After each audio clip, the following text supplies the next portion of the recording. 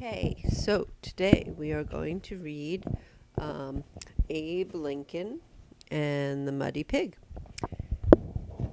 It's a cute little book in honor of Abe Lincoln's birthday. It's written by Stephen Krinsky and illustrated by Gershom Griffith. Young Abe Lincoln was in a hurry. Most of the time his days were filled with farm chores and odd jobs. But today was different. Today he was going to town to make a big speech. Very nice illustrations. Abe liked to make speeches. He hadn't had much schooling, less than a year altogether, but he knew lots of stories. These things I want to know are in books, he'd say. My best friend was a man who'll get me a book I haven't read. Abe also learned to love to learn to spell big words, even before he can use them. He just stored them up like a squirrel saving nuts for winter.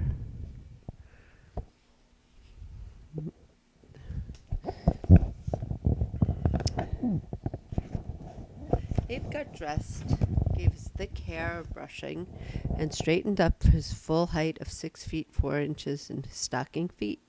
Abe was hard to miss in a crowd. His father called him the awkwardest fellow that ever stepped over a 10-rail fence.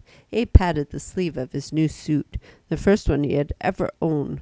Mostly he wore a homespun shirt and a pair of buckskin pants, and they never quite seemed long enough to catch up with his ankles.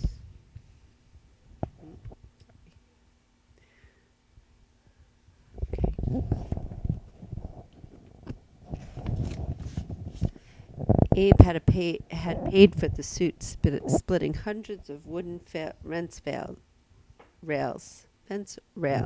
Nobody in the county could split rails like Abe. He knew just how high to swing the axe, just how at the right moment to shift his weight for the final blow. Abe was handy with lots of tools. He knew how to hammer and saw and cut hay. He could skin a hide of a deer, butcher a hog into a month of meals.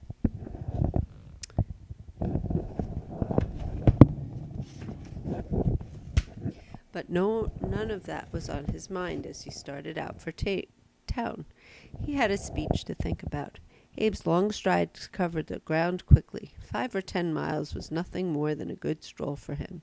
He lived in Indiana. He walked 9 miles each way to school. One day he walked 34 miles to hear a lawyer give a speech he was curious about. Abe hoped his audience today would be curious about his words, too.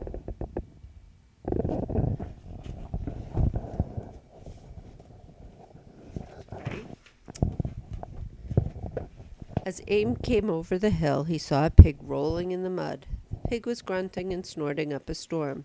At first, Abe thought the pig was playing.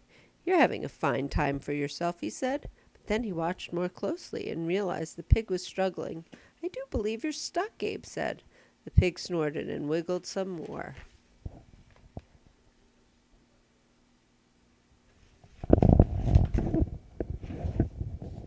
Now, Abe didn't like to see any animal suffer. When he was 8, he shot and killed a wild turkey outside his cabin.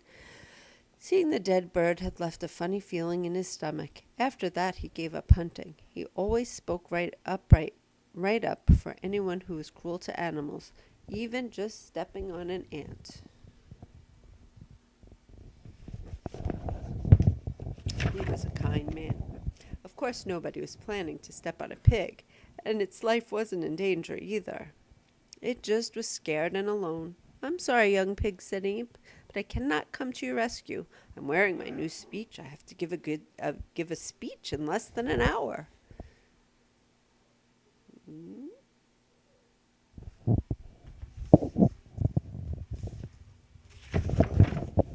Abe stepped around the mud hole and moved on. He tried to put the pig out of his mind.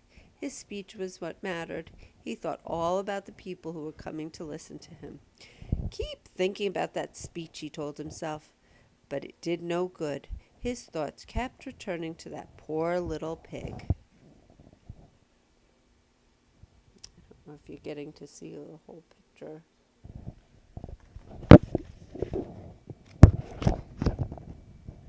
Oops, I lost my page. Sorry about that.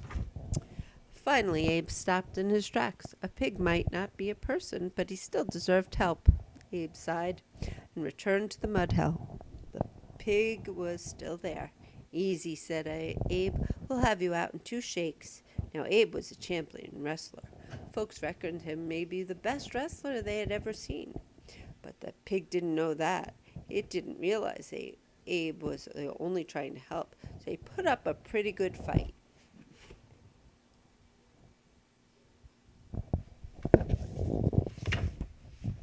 By the time Abe freed the pig from the mud, it was hard to tell them apart.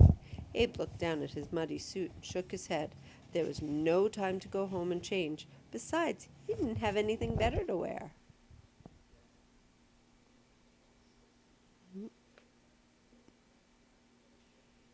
I'll get better at this.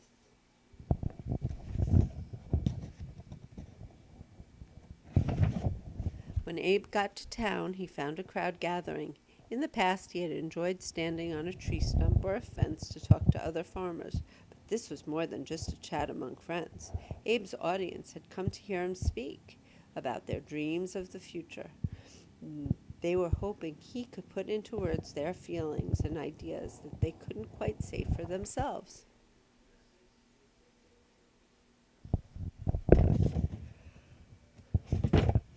Abe's speech was about the river and how important it was to their lives.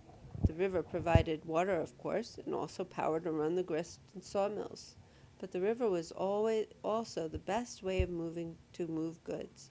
The country was growing up fast, Abe explained. They needed to make traveling by river safe and secure. That would help everyone in the long run.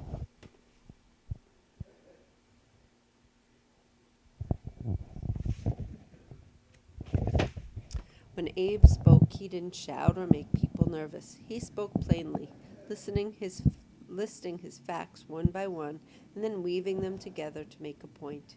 His hand followed the pace of his words, moving in and out of his pockets as he spoke. Abe hated when anyone spoke in a way he couldn't understand, so he made sure he didn't talk too fancy.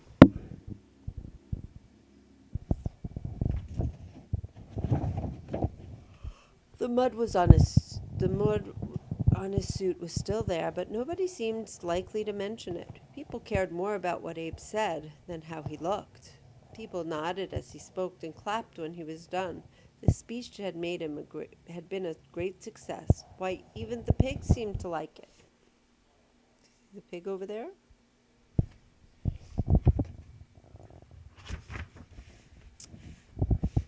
And this was a story based on a story passed down about Abraham Lincoln as he was growing up. And there is a timeline of his life that you can take a look at your leisure. But this was a very interesting story about Abe Lincoln and how he cared for people and animals.